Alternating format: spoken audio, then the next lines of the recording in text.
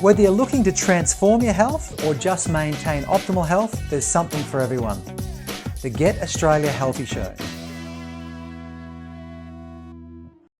The first thing we need to think about when we're approaching the issue of overeating is, why do we eat? And that may sound like a very simple concept, but I find that people who overeat or eat for emotional reasons are doing so because there's a basic disconnect between their body and why they're eating. If you think about someone who doesn't overeat that you know, someone who eats very intuitively, very instinctively, you can use them as a kind of model. And you can ask that person questions such as, why do you eat? How do you eat? And what do you eat? And you may start to see a pattern. People who don't overeat or people who instinctively eat will eat for one main reason, and that is to fuel their bodies to do the things that they love. People who overeat, on the other hand, or chronic dieters, will eat for many other reasons, and those reasons are normally distilled down to triggers. So we might eat due to physical cues, but we might also eat because of emotional factors such as we're bored, we're mad, we're sad, we're excited, we're depressed. It really could be any emotion. There might also be environmental cues that cause us to eat or overeat, such as being at a party or being at a function where we don't know anyone or going out to dinner with friends. All of these factors cause us to eat when we're not hungry. And that's okay sometimes. The problem comes when we're eating when we're not hungry most of the time.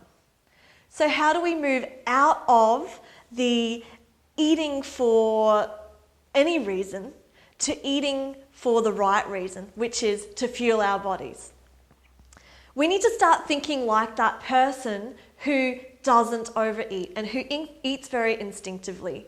And that's usually the person who eats whatever they like, whenever they like it.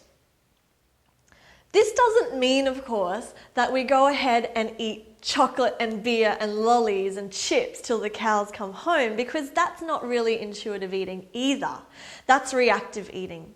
And often that's eating because of triggers. It comes down to the why. So always ask yourself, when you're going to eat, why am I eating? If it's due to any other reason besides physical bodily hunger, then you are much more likely to overeat and to eat foods that aren't necessarily that great for your body. So when you're tempted to eat, ask yourself, why am I eating? You could also ask yourself, am I hungry? And some of my clients find this an even more insightful question to ask, because 8 times out of 10, they'll be eating when they're not hungry at all. So next time you feel hungry, ask yourself, am I hungry?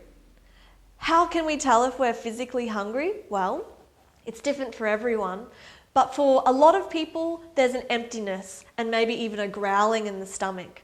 You may feel lightheaded or shaky or just very tired. Whereas on the other hand, if you're eating for non-hunger-based reasons, you might be eating because you're nervous, because you're in an unfamiliar situation, or because you're stressed. One way to become very aware of the why we're eating is to practice mindful eating. And this is something that you can practice in a controlled environment such as at home.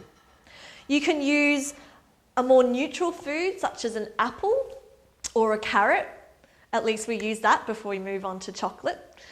And with every bite we take of that apple or of that food, we want to be feeling what the food is like in our hand, what it's like in our mouth. We want to be smelling and really noticing the complexity of aromas from that apple. We want to be tasting, of course, and we want to be noticing the food as it moves down our throat. Once we've practiced mindful eating a couple of times, we'll automatically begin to eat a little more mindfully in our day-to-day activity. And when you couple mindful eating with that question of why am I eating? and am I hungry, we start to bring more awareness, more alertness, and more consciousness to the whole process of eating. In the end, we want to eat to fuel our passions, not because of environmental and emotional triggers. And once we can start to eat mindfully and question ourselves and become more conscious, excess weight, I've found in clients, starts to fall off naturally.